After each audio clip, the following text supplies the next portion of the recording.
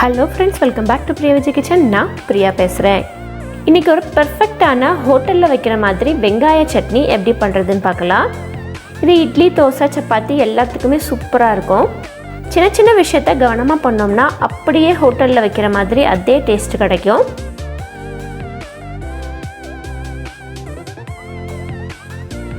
சரி, வாங்க வீடியோக்குள்ளே போகலாம். அதுக்கு முன்னாடி பிரியா விஜய் கிச்சனை நீங்கள் இன்னும் சப்ஸ்கிரைப் பண்ணலைன்னா மறக்காமல் சப்ஸ்கிரைப் பண்ணிக்கோங்க. பக்கத்தில் இருக்கிற பெல் ஐக்கானையும் ப்ரெஸ் பண்ணிக்கோங்க. முதல்ல ஒரு சின்ன லெமன் சைஸ் புளியை ஊற போட்டுடலாம்.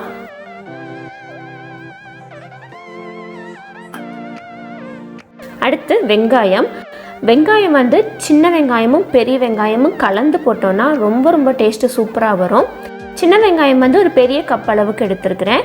பெரிய வெங்காயம் சின்ன சைஸில் ஒன்று எடுத்துருக்கிறேன். 2 வெங்காயமும் கலந்து போடும் போதில் அவ்வளோ ருசியாக இருக்கும். ஏன்னா சின்ன வெங்காயத்தில் லைட்டாக ஒரு காட்டம் இருக்கும், அதே மாதிரி பெரிய வெங்காயத்தில் லைட்டாக ஒரு ஸ்வீட்னஸ் இருக்கும். ரெண்டும் சேரும் போதில் ருசி ரொம்ப அருமையாக இருக்கும். முதல்ல பெரிய வெங்காயத்தை ரஃப்பாக சாப் பண்ணி வச்சுக்கலாம். அதே மாதிரி சின்ன வெங்காயத்துமே 2 கட் பண்ணி வச்சுக்கலாம்.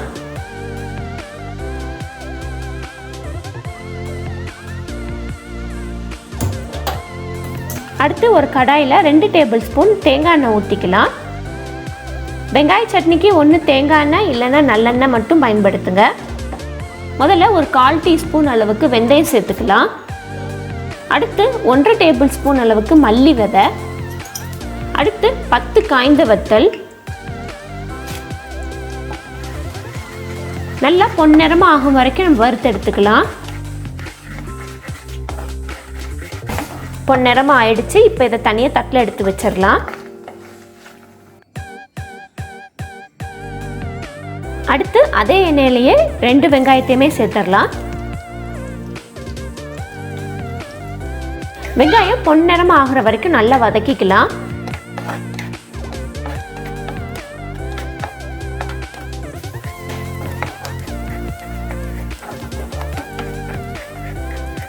இப்போ ஊற போட்ட புளியை கரைச்சி வச்சிருக்கிறேன், அதை சேர்த்துடலாம். புளி சேர்த்து ஒரு 1லேருந்து 2 நிமிஷம் நல்லா கொதிக்கட்டும். அந்த புளி தண்ணி வந்து நல்லா வெங்காயத்தோட கலந்து வர வரைக்கும் நம்ம அடுப்பில் வச்சிருக்கணும்.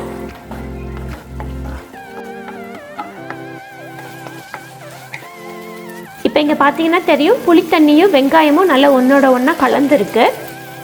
இப்போ இதை நம்ம ஆஃப் பண்ணிடலாம். வெங்காய சட்னிக்கு இந்த மாதிரி ஒரு சின்ன சின்ன விஷயத்த நம்ம ரொம்ப கவனமாக செஞ்சோன்னா ருசி ரொம்பவே சூப்பராக வரும். அடுத்து மிக்ஸி ஜாரில் வறுத்த மல்லியவும் வத்தலையும் போட்டு அரைச்சிட்டு வந்துடலாம்.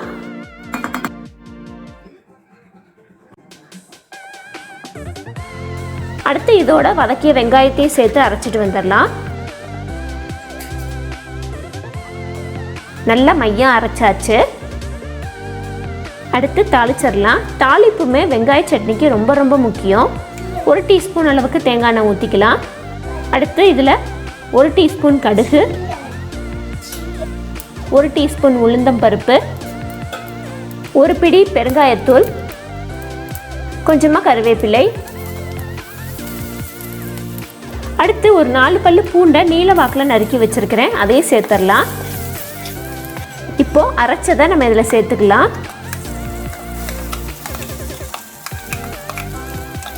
இது கூட ஒரு 1/2 கப் அளவுக்கு தண்ணி ஊற்றிக்கலாம்.